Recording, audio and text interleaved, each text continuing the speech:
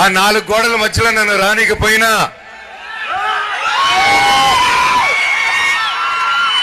నన్ను ఏం చేసినా మీ గుండెల్లో నుంచి మాత్రమే తీలేరని నేను గట్టిగా నమ్ముతాను. అది మీరే నా దేవుళ్ళు, మీరే నా కుటుంబం, మీరే నాకు అన్ని. చెట్టు పేరు జాతి పేరు చెప్పుకొని మార్కెట్లో అమ్ముడు పోవడానికి నేను కాయం పొందా కాదు.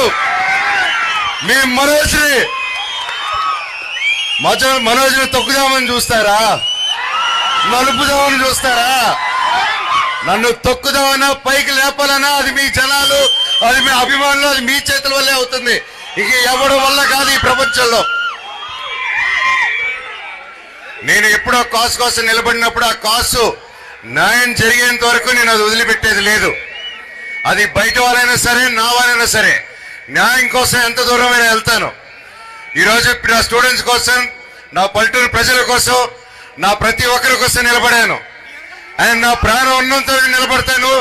ఈ రోజు కాదు, నన్ను ఎప్పటికీ ఆపలేరు.